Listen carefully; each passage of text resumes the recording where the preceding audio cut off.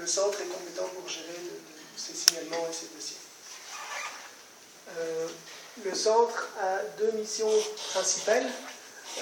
La première mission est la promotion de l'égalité, des chances et des droits de l'ensemble des citoyens. Et la deuxième mission, en fait, c'est le corollaire, c'est le pendant, c'est la lutte contre les discriminations. On parle traditionnellement de trois métiers du centre.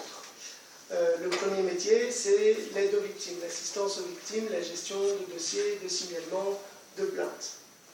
Pour vous donner une idée, on a entre 3 et 4 000 signalements par an. Donc on gère entre 3 et 4 000 dossiers par an de discrimination sur base de plusieurs critères et dans différents domaines. On organise aussi des séances d'information, de sensibilisation, de formation. Une information, c'est ce qu'on fait maintenant, mais on a aussi de nombreuses brochures qui sont publiées sur les différents secteurs. Par exemple, les discriminations dans l'emploi, il y a une brochure, les discriminations dans le logement, on a une brochure de sensibilisation. Tout ce matériel de sensibilisation se retrouve sur notre site web. Donc le site web, c'est vraiment un outil de communication principal du centre, diversité.be, où vous retrouvez l'ensemble de l'information du centre. Ensuite, le troisième métier traditionnel du centre, c'est la formulation d'avis et de recommandations. Ce métier se dirige plus vers les autorités de décision, vers les autorités politiques. Le centre donne des avis et des recommandations aux autorités politiques pour adopter telle législation, pour adopter telle politique de diversité, etc. etc. On essaie d'être un moteur de changement pour une société belge plus inclusive. Ça, c'est le schéma qui représente en fait l'ensemble de ces métiers du centre. On s'inspire des signalements et dossiers que l'on reçoit des citoyens et des associations pour former, informer, sensibiliser sur ces thématiques. Et sur base de cette matière importante qui se nourrit des signalements et de l'information et des échanges avec les personnes qu'on rencontre, on va pouvoir formuler des avis et des recommandations au niveau politique. On a tendance, on s'appelle l'ensemblier, c'est essayer de réunir l'ensemble des acteurs autour de cette thématique pour faire bouger les choses.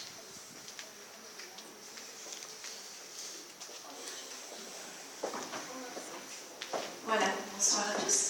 Je vais maintenant introduire le système légal antidiscrimination qui existe en Belgique. En Belgique, il y a plusieurs lois antidiscrimination qui sont, elles ont différentes dates, mais elles ont été en grande partie modifiées en 2007 et elles reprennent aussi des mécanismes de protection de directives européennes. Voilà, donc ça c'est pour savoir qu'au niveau européen, chaque État membre a une protection minimale, mais en Belgique ça va assez loin en fait. La Belgique est un des pays qui a la protection anti-discrimination la plus large. Quand on dit anti-discrimination, on veut aussi dire antiracisme, même si ce sont deux lois différentes. Donc il y a la loi de 2007, qui est la loi proprement dite anti-discrimination, et il y a la loi de 1981, donc c'est une loi assez ancienne, une des premières lois en Europe, donc la Belgique a été vraiment un pionnier là-dedans, qui est la loi antiracisme. En fait, oui, et la première loi, en fait, je l'ai sautée, c'est la loi de protection antidiscrimination entre les femmes et les hommes. Pourquoi est-ce que je l'ai oublié? Parce que le centre n'est pas compétent pour cette discrimination-là. Il y a un institut de l'égalité femmes et hommes qui s'occupe spécifiquement de ce domaine-là. Voilà.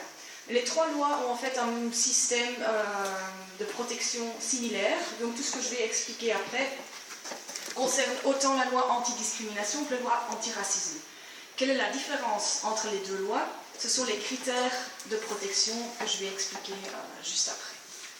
Voilà. Alors, quand on parle de discrimination au sens légal, au sens juridique, c'est pas ce que vous entendez dans le langage de tous les jours.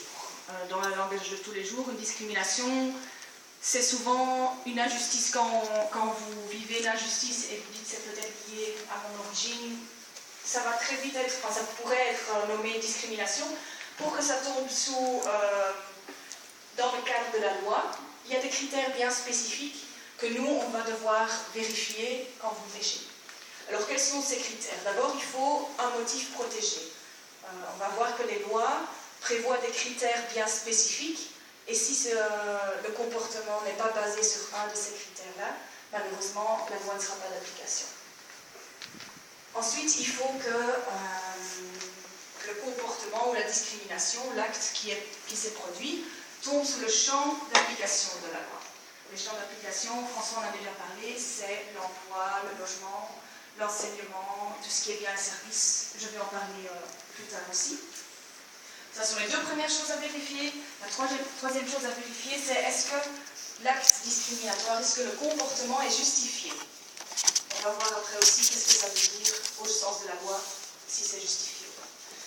Voilà. Selon les différentes réponses, on arrivera à la conclusion que c'est oui ou non une discrimination. Voilà. Maintenant, toutes les différentes questions que je viens de poser, on va les voir une par une. Alors d'abord, les critères. Il y a 19 critères protégés par les 3 lois antidiscrimination et antiracisme. Le premier critère, c'est le critère du genre, donc dans la loi genre. C'est aussi tout ce qui concerne la maternité, tombe aussi, tout ce qui est transgenre aussi tombe sous cette loi. Donc là, nous, le Centre interfédéral, on ne va pas pouvoir vous aider si ça concerne ce critère-là. Par contre, les critères... Parce que c'est l'autre institut qui est compétent, l'Institut pour l'égalité entre les hommes et les femmes. Voilà. Bon, de toute façon, si jamais on reçoit une question par rapport à ça, on réoriente aussi. Hein. Vous êtes protégé par rapport à ça et qu'il y a un institut qui est compétent. C'est juste que c'est vraiment. Par contre, nous, on est compétents pour une bonne série de critères quand même, qui sont énumérés ici. Donc, les critères dans la loi antidiscrimination et les critères dans la loi antiracisme. Tout ce qui est racial est plutôt dans la loi antiracisme. Les autres critères, dont la conviction religieuse, qui pourrait aussi concerner parfois certains d'entre vous, mais aussi l'âge, le handicap, l'état civil, l'état de santé aussi, tombe sous la loi antidiscrimination. Voilà.